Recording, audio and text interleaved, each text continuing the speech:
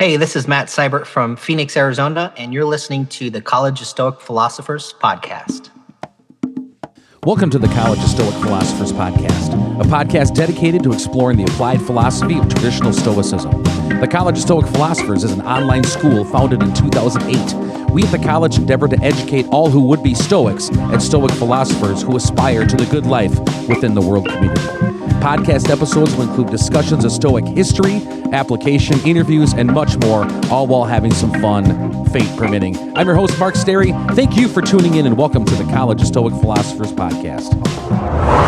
Matt Siebert, welcome to the College of Stoic Philosophers podcast. How's it going today there, Matt?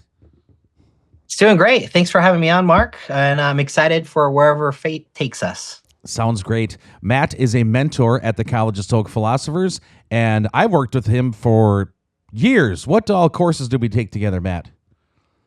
We did the MAPS program, the Marcus Aurelius program together. Yes, we did. What are you going to take, Heraclitus and Stoic Cosmic Consciousness?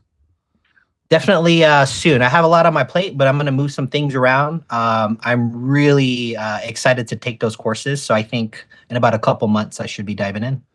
So, Matt, where are you zooming in from? Phoenix, Arizona. And how is the weather in Phoenix, Arizona? Well, by now, usually I could fry an egg on the sidewalk, but I think we have a cold front coming in, so we're like in the upper 60s. Nice. That sounds just like heaven to me. Here in St. Paul, Minnesota, it is dreary. Winter is back again. Snow, rain, mud, that kind of stuff. My gosh, doesn't sound exciting, but no, hey. It kind of fluctuates back and forth in April and March. Kind of the weather comes and goes. Kind of a little bit of spring, then winter. A little bit of spring, then winter. So you have to, like the Stoics say, have to appreciate the moment. Hit at nunc, they say, I believe, here and now. Appreciate it as it goes along, because you never know what the weather and the world's going to throw at you. Mm-hmm. Yeah, it's prepared for whatever weather brings you. So, Matt, how has your mentoring experience been so far? It's been really awesome. It really it made me realize how much more I actually have to learn. You know, I thought going in, I was at a certain level, but mentoring others was a great way of kind of reflecting on where I'm at and where I need to improve upon. But it kind of forces me to do better. So it's something that I really appreciate. I'm so grateful that I took the time to go through the whole process and become a mentor. I know I had some hesitations. I was kind of worried about it. I think it was slightly, imposter syndrome, but I realized that there's a lot of things in place to help me to be able to become a good mentor. And plus, my desire to continue to learn, I just really enjoy it. I sometimes wonder where I would be if I did not become a mentor at the college. How into Stoicism I would be, because working for the college and having students, you have to maintain it, and it internalizes the Stoic lessons you've worked on for years. And without it, I'm not quite sure where I'd be. Yeah, I agree with you. I thought about that actually. If I didn't pursue the mentorship program, I probably would have spent less time with Stoicism and eventually lost a lot of the knowledge that I've gained. And that's why I'm just truly grateful, because I've just increased the amount of time that I spend. Not because I have to, but it's just a pure just wanting to learn and becoming better. So, Matt, how did you discover Stoicism initially? It was actually on accident. I think throughout my life, I've heard about Marcus Aurelius. I haven't really dived into it, but in 2021, I left a company I was with for 8 years. And to be honest, I think I was looking for a structure for life because he was my mentor for 8 years. So he provided structure. He provided a way to look at life. And he was the source where I can go to if I was having difficulties in the world of entrepreneurship. And when we severed ties and I went on my own, I think I was just kind of in search of a way to live life, like some set of rules or something. And I remember it was at night. I was scrolling through the internet. I was looking through Buddhism, just different philosophies. Then I came across Stoicism, and it led me to the college website. And I said, oh my gosh, there's a formal program to learn this stuff. And I remember it was that night I signed up, and I started in 22 of December and went through the SES program. And then I completed the final MAPS program in July of 2023. So I just went back to back, went straight at it. I remember the specific moment. Sometimes we talk about our aha moments here in the podcast and throughout our college when you first realize that, oh, Stoic physics and embracing logic, physics and ethics may be worthwhile. I remember seeing yours live when we were talking, because you really weren't sure. You mostly were ethics oriented, I believe, when we first Right. started Marcus Aurelius. And Right.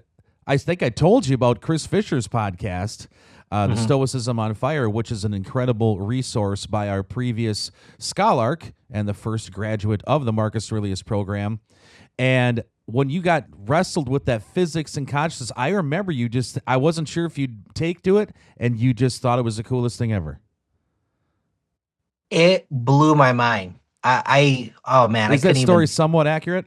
Yeah, like, and I did not. It threw me off guard. Like, outside of Stoicism, I believed in consciousness. I have an innate curiosity about physics and just understanding the universe and who we are and how we came about being humans and stuff, and just the physics, all that always interested me. And so when I went into when I started learning Stoicism, I really thought it was just about ethics and just how to live life and how to look at life. And when we got to the physics part, my mind was blown. Like, I just could not believe that this was incorporated. So it was like a dream come true for me to, bring in and encompass everything that I believe in all into one package. And it's just, I fell in love with Stoicism after that. Oh man, I can't even, still to this day, I just really get excited about it, that is part of Stoicism. And during our ethics term, you wrote a paper that was published in the e-journal about Stoicism and entrepreneurship. So I kind of wanted to talk to you today about what do you see as relationship between Stoicism and entrepreneurship, which I'm not sure would be I don't know how that would work together, but you found a way to do it. And do you mind just talking about that a little bit? Yeah, definitely. I think there's a lot to entrepreneurship and Stoicism, only because when I left my job in 2013, transitioning from a job to becoming an entrepreneur, that is it's a hard transition for a lot of people because you're used to an environment where they provide structure, meaning you have a boss or a company telling you, here's your schedule, here's what time you have to come to work, here's the rules that you have to abide by unless you get fired, unless you want to get fired. But in entrepreneurship, you have to create that structure. It has to come from you. So it's a transition of living life from an external locus of control to now you're putting yourself in a position where you have to live life from an internal locus of control. And for a lot of people, that you need to learn how to make that transition. It's not a transition where it's like, oh yeah, I'm just going to quit my job and work for myself. And there's a lot of books out there. There's a lot of stuff on there, but for me, my old mentor, he actually taught me Stoic principles that made it easy. And I thought when I started going through the Stoicism courses, I thought, oh my gosh, there's actually more to it than he actually taught me. And in fact, I'm actually creating a framework for people that want to get in entrepreneurship. Maybe they want to quit their job. Maybe they have a side hustle and eventually they want to transition and replace that income from their job with their side hustle income. And through that process, I'm creating a framework utilizing Stoicism to help them understand the proper perspective and how to handle the emotions, the roller coaster of emotions that they're going to experience going through this whole process. And the three components of my framework is: one, you have to understand the role of entrepreneurship, which we could talk a little bit about, but I tie it to okiosis. The second is the nature of entrepreneurship. And it's similar to living according with nature and stoicism, but it's more tied to closer to entrepreneurship. And then the third one is once you understand the nature of entrepreneurship, it's how do you live according to entrepreneurship? And that's my three-part framework that I'm working on. It should be done here in a couple of months. But if you want, we could roll in through the first couple, just kind of give you a tease of what's to come. Sure. I guess just to the practical end of things, do you like coach people for this stuff? Or that you would be like a mentor to them that are in entrepreneurship and want to incorporate stoicism? Yeah, so right now I coach hundreds of agents in the finance space. And a lot of these agents that I coach, they most of them have a full-time job. And so they're in this financial space part-time. And the goal for most of these agents is to eventually leave their job and go full-time in the financial industry. And so I coach hundreds of agents in that capacity, but I'm transitioning to also include people outside of the finance space because there's a lot of people I think right now that want to get in entrepreneurship. Maybe they want to be an influencer, maybe they want to be a creator. They have a calling to work for themselves beyond the finance space. So I'm creating a framework to help anybody that is looking to work for themselves utilizing stoic principles. So personally, I have worked for myself basically for the last 20 some years. And let's say I wanted to talk to you about entrepreneurship and my latest, using my life as an example, my latest hobby, obsession, whatever, is woodworking, wood carving. I'm carving these wood faces and stuff. And so amongst a million other things I do. So I would bring them to like a consignment shop, and they've been a bunch of them been consigned to shops to sell whatever. And I just go home and say, Matt, I think they're going to sell out tonight, and all my dreams are going to come true. I'm going to make $1 million doing this. I can quit everything. What would you tell me? Well, if I were to coach you before we got to that point, I would have a consultation and we would talk about the role of entrepreneurship first, because I have to build that foundation for you to be able to see things correctly. So the first thing before we even got to that, I would say, "Hey, Mark, great question. We're definitely going to get to that. But prior to answering that, let's first focus on the necessary foundation of how you need to look at entrepreneurship." And that's where I dive into the first part, which is the role of entrepreneurship, which in a sense is like okiosis, right? So here's my viewpoint of entrepreneurship. It's entrepreneurship is about service to other and adding value to this world. So in a sense, like the end purpose, or what do they say, the telos, would be to serve and add value to this world. That is the purpose of entrepreneurship. Whether you want to do woodworking and add value and get somebody excited because you created something that they can have for their family, or whatever the case may be, we are creators and producers to add value to other people's lives. And so when we think about the role of entrepreneurship, there's a couple of things. We impact economic growth for the world, so it's necessary, and we foster innovation. We create opportunities for others, and we contribute to social development. And so, when you look at entrepreneurship from that standpoint, you could sit back and say, "Wow, there is a sense of responsibility of being an entrepreneur. It's beyond you. It creates impact for other people." And so to me, like entrepreneurship is like virtue in action. It's about service, right? And so when I work with people that want to get into entrepreneurship, I have to set that tone first, and I help them understand there's going to be different stages along the way. And so they can kind of see, okay, what stage am I at? And I always say, hey, look, before you become an entrepreneur, you have to become who you need to become to be able to serve others. And the first stage is all about you and developing who you need to become, right? Your character, having self-awareness about your life choices and your mind and your emotions. And so I take them along through the stage, similar to okiosis, where the first part is about the self and understanding you. And then the second part is developing rational ownership, right? And through that rational ownership, now you start kind of looking at things in entrepreneurship through the eyes of reason and responsibility. And so it's more like you're doing things as an entrepreneur with more intention and less reaction, right? And so I help entrepreneurs look like, hey, the first step is going to be the self. The second step is going to be rational ownership. Then we go through moral alignment, social expansion, cosmic integration.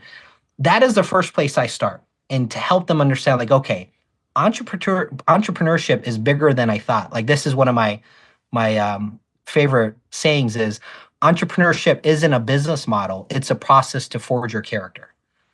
And when you look at it that way, it kind of sets a different tone, because I think a lot of people think, oh, it's a business. Well, that business outcome is not going to happen without your development. It actually starts with you. And so that's where the focus should be. It's not the outcome, it's your development. And so when people understand entrepreneurship is just more of a process to forge my character, now I start laying out the groundwork of the nature of entrepreneurship and how to live according to entrepreneurship. So there's so much more I talk about before like that question you asked, like, hey, how do I deal with the situation? It's like, okay, we'll deal with that, but let's lay out the groundwork first. And so for the Stoic folks, basically you're talking about Cicero's Archer, where it's the aim, not the target, the traditional Stoic approach, right? You're Right. getting Yeah. that That's pounded in there. Like I was taught by 100%. Eric Wiegard years ago, there's two types of people in the world.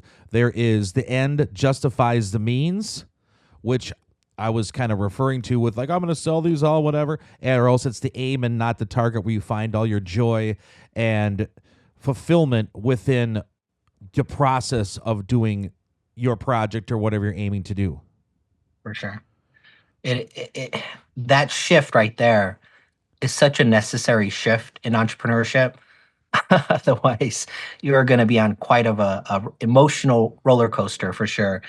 And I think to what you said, I would say, hey, Mark, I can understand your concern with the question that you have, but there's two parts of nature of entrepreneurship. First thing, we got to focus on this, and I want you to understand this, that whatever can happen will happen. And I believe Marcus said, whatever happens, happens as it should. And you were made for this. So let's dissect that because this is a concept that you really have to digest and understand. So the first step of this is you have to have an awareness as an entrepreneur that everything that happens in entrepreneurship, just the nature of it, is not up to you. And you have to understand almost everything that you experience outside of you is not up to you, right? And you have to have this awareness because as an entrepreneur, there's so many things that they're going to happen every day, every week, every month, every year. It's never going to stop. And you have to understand most of it is not up to you. So again, if you think about it, whatever can happen will happen. So just the awareness of that is the most important step because the second step is crucial. And the second step is the acceptance of whatever happens, right? So we need to learn whatever happens to accept everything that happens. And I know you as a beginning entrepreneur, you might not understand what I'm saying, but as I continue to coach you, as things happen, as you experience things, and we talk about it, you're going to remember what I said. You have to accept whatever happens to you. And most entrepreneurs can get to the second stage. There's a third stage that very few entrepreneurs get. But if you can get to this third stage, you will be unstoppable. And the third stage would be not only to accept what happens to you, but to actually love it. And the reason why a lot of entrepreneurs don't get to this stage is because they quit before they can actually experience this stage. I've been an entrepreneur for over 20 years. And one of the things I realized, everything that I've experienced that I wish I did not want to experience, or I wish it went a different way, today I can look back on it and I'm so thankful that it happened because I realize that had to have happened for me to be where I'm at today. All the chain of events that happened because of that thing that I wanted to avoid had to have happened. That has happened so many times that I've now trust whatever happens to me happens for whatever reason and it needs to happen and I've come to love it. But I could have not come to this stage without quitting. Like if just the fact that I didn't quit, I got this lesson, this gift of learning that, wow, most of the things that we avoid, it actually was necessary. And I come to love it. And so a lot of entrepreneurs never make it to step 3. They make it to step 2. And so when we look at that part, that is whatever happens, whatever can happen will happen. And then the part 2 is very important. This is really important. And it's the second part of what Marcus said, you were made for this. And so let's dissect that. You are made for this. And so when you are looking to become an entrepreneur, I want to give you a model of what an entrepreneur is. So you can look at that model and say, okay, where am I compared to that, right? A model to me of an entrepreneur is you are a rational, resilient adaptation machine forged by the cosmos, born to handle whatever life throws at you. Let that sink in. That is an entrepreneur. You are a rational, resilient adaptation machine, forged by the cosmos, born to handle whatever life throws at you. You may not feel like that right now, but I promise you, if you follow the exercises and everything that I coach you on, you're going to get to the point where you can completely relate to what that is and say, that is me. Because a true entrepreneur understands that is their true nature, right? And so it's like, it's an understanding through experience that whatever happens to us isn't against us, it's for our formation, the formation of who we need to become, the formation of our character. And, entrepreneurship is not about avoiding adversity like a lot of people think. It's about developing your character through adaptation. And then through adaptation, we're using reason and discipline to get us through it. And so those are the two critical parts that I would have to go through with each person that who wants to get in entrepreneurship is what will happen, what can happen, will happen. And but you are made for this. And always remember that. And that is the conversation I would have with you before answering any of your questions and concerns about entrepreneurship. So you would take, let's say, a student, would they be have some kind of prior knowledge of stoicism when you could drop like say part 3 to me was like amor fati, love your fate or love what happens to you. How stoic would it get? How would you command that balance? Your definition of the entrepreneur stoic, that sounded exactly like someone would say for an entrepreneur stoic. I thought that was very interesting. My goal is to not have people aware that it's stoicism. If they already know and they see the relation, no problem. But what I've realized is when I coach people on stoic principles and they don't realize it's stoicism, the look on their face when I show them where it came from is like out of this world. They're like, holy crap. Because it's almost like when I tell them it's stoicism, it's almost as if some people will put in a filter or block or assumption where they don't let it in, right? They might have these preconceptions or whatever the case may be. But when I give them the value and the attributes of stoicism and not label it stoicism and I tie it to entrepreneurship, they take it all in. And then later on, when I reveal it's stoicism, they're like, Stoics believe this? Yes. And then, now they're all like, oh, I need to learn more. Now they're diving into stoicism, which is really awesome. Do you ever incorporate, to me, one of the primary goals of practicing stoicism is finding, as Eric Wiegard would say, your one consciousness or social oikiosis. So how do you incorporate that into your entrepreneurship, like serving others and making the world a better place? Yeah, that's part of the first part of when I go through the role of entrepreneurship. Earlier, when I was talking about the self and rational ownership, well, the end part of that is this. I say, look, as an entrepreneur, you're going to get to the point where your your purpose of entrepreneurship is really a path to serve, align with a greater purpose. There's going to come a time where you no longer look at yourself as the owner of your company or the founder of your company, and you're going to look at yourself as a servant for a larger part of the whole. And when that happens, you've gone through all these different stages. And let me tell you, I'm not saying I'm fully there, but there is a percentage of me that feels that way. And that feeling is the greatest feeling above all because you realize all these little things that we stress about, all these little things that we feel like we add value to are worthless when you think about at the end of the day, it's really to serve the greater world, like your place, your role in this whole world and how you're contributing into it. When you can look at life like that, let me tell you, it changes the dynamic of everything, of how you work with people, your relationships with people. Um, Man, it's such a gift. I think one of the things that um, A. Long said, it always stuck with me. And A. Long it was in the book about Epictetus, and I think it was the one that living a Socratic life with Epictetus. I believe it was that one. Yep. And he said the relevant relationship is entirely one-sided, us relation to them, not in relation to us.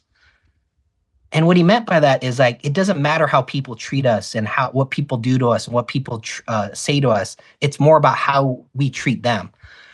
And the fact that it was one-sided, I thought, holy crap, that's like so powerful to be able to live life like that, that I will treat you with love, that I will treat you with goodness, no matter how you treat me. And I thought, man, if the world, if the world had that perspective, we wouldn't have wars, we wouldn't have all this crap that we're going through, right? And it was just so mind blowing when I read that. So, as using this silly potential wood carver example, what would you say? Let's say I sold two of them at the consignment shop. I come back to my coach Matt. Now what do I do? But oh, the little old lady bought it for her grandson, and the kid loves it. So what would you tell me then?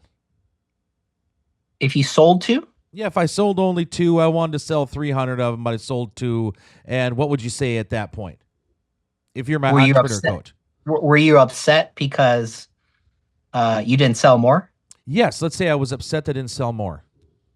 Well, I would bring it back to looking at it of what is really up to you, right? Is it really up to you, Mark, that people say yes every single time? Is it up to you, Mark, that they love your ducky and they're like, oh my gosh, I want to buy it? Is any of that up to you? It's not up to me, man. No, it's not up to you, right? And we go back to the philosophy of living according to entrepreneurship. Everything that is not up to us is really not of our concern, and we accept it, right? And we love the fact that we were able to sell two, and that's it, no problem, right? And we just work on what is up to us. What is up to us is our attempt to talk to more people, our attempt to be able to add value to other people's lives. And it's not about how they treat us and what they buy and not buy. It's more about what we do and what is up to us. And Very that's what we interesting. signed up for. And then I had to try to have you adjust our rates. Matt, I I only mean, sold two, damn it. yeah, I mean, you could Hey man, adjust what the about rates. this I mean, invoice? well, we could. I mean, if you want to talk to Matt, it's not what's up up to to us, you that I only sold two. we could do two for one. Oh my God. Oh Matt, you're fascinating. Great. This is great, man. Can you please share with us before the podcast we were talking about your interesting experience? Yeah. I for those that are listening, some may be familiar with this, some may not, and you could look into it. Recently in November, I went to Peru in the middle of the jungle to participate in an ayahuasca ceremony, and it's considered plant medicine. And basically, you ingest a tea that's brewed with shrubs and a vine, and when you drink it, it takes you on a psychedelic journey. And if you research it, it has proven to help a lot of people with addiction and all sorts of problems. As far as how it does it, we don't know, but there's enough proof out there that it does something for sure. And the stories are unbelievable, out of this world. If you were to hear what people experience on ayahuasca, and for me, I don't have enough time to go through my entire journey, but there was one moment where I experienced an ego death. And if you don't know what that is it's a sense that you actually died. It's no difference. You actually died. Um, what happens is your ego, this idea of you, completely vanishes, dissolves. And what's left over is the cosmos. What's left over is consciousness, life. And going through that experience of losing myself was probably one of the scariest moments, but it was the most beautiful gift that I could ever ask to experience in life. There's nothing else that'd be greater than that. It was just mind blowing. But I thought to myself, when my ego was dissolved, I got to look through the lens of whatever it is before the ego. And you could call it consciousness, you could call it cosmos, universe. And I had this thought like, wow, I got to review my life from that vantage point and think about all the stress and the things that had happened in my life. And I couldn't help but laugh because how insequential they are, like how small they are, like how like they're nothing when you look at it from that vantage point. And I thought to myself when I came out of that, I was like, oh my gosh, that's so similar to Stoicism as far as their, view from above, the cosmic viewpoint. And, I was on a Zoom meeting with Chris the other week and we talked about this. And I made a mistake, looking at from the cosmic viewpoint that I thought that it was really about minimizing things. And it's not about minimizing things. And it's about more of seeing life through the eyes of the divine to connect to nature and accepting and trusting that nature has reason. And when he said that, I said, that is exactly what I experienced when I was under ayahuasca. When it killed my ego, I really got to look through the eyes of nature and nothing really mattered as far as like problems, these things that I label as, problems or, things that cause distress and things that, made me sad and angry. And I really thought how peaceful that was. And it was just an amazing experience. I'm not saying go out do ayahuasca, do your research first, but I can tell you this, to experience that view from above in that perspective and from a real perspective of the divine. I now I live life a little bit different. It changed my life completely. I can't even, we don't have enough time to go through all that, but yeah, that was my experience. And it's something that now every time I hear view from above or the cosmic viewpoint, I wonder if the Stoics were doing ayahuasca or something similar. Because, hey, there's proof of it. I mean, I'm not saying the Stoics, but I'm just saying around that time period, if you read Galen's books and studies, a lot of them were into psychedelics and expanding the mind. And there is an argument that our consciousness and our mind has been expanded through psychedelics. There's a lot of proof of that. And so I could see why. I mean, you take psychedelics, you're no longer looking things from a human standpoint. You are looking it through the eyes of consciousness. And let me tell you, when you look at life through the eyes of consciousness, everything is completely different. And then when I come back into this life through this life that I call, Matt Siebert, and this is my life, you start to see the flaws and you start to see the filtering and the curtain that is created that shapes the way we look at life. And I realized life is really an illusion. And that's all I could say about that. That's a beautiful story. I love that intertwined with Chris's a view from above, cosmic viewpoint, which changed my life as well. And my happy thought of the day might be, I think the old Stoics might have been on ayahuasca or whatever it is.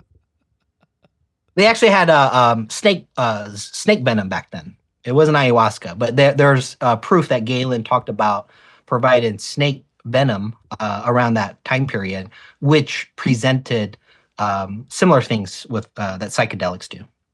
That's super interesting, man. Super interesting. All right, a couple wind down questions before we sign off. But Matt, thanks for being on. You're the best, man. Yeah, This thanks is for great. having me.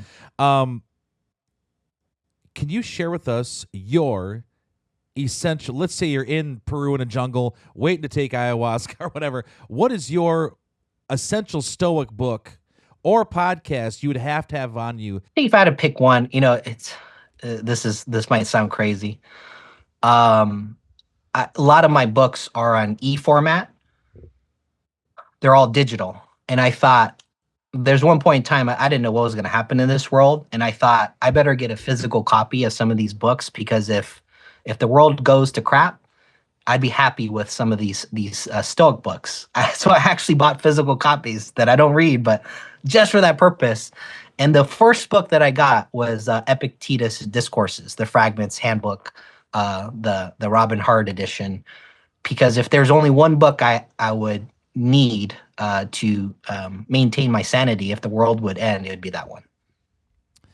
That's great. And let's say there was a time machine and you could program it in there and bring back one of the ancient Stoics to Arizona for you to wine and dine for an evening, golf or whatever, have a cocktail.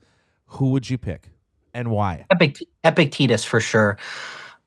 Just him being a slave. In fact, if I could go back in time, I would want to be next to him while he was a slave. Instead of bringing him back, I would rather be a slave with him and walk with him to see life how he did as a slave. To me, that's like so powerful. Wow, that's a great answer.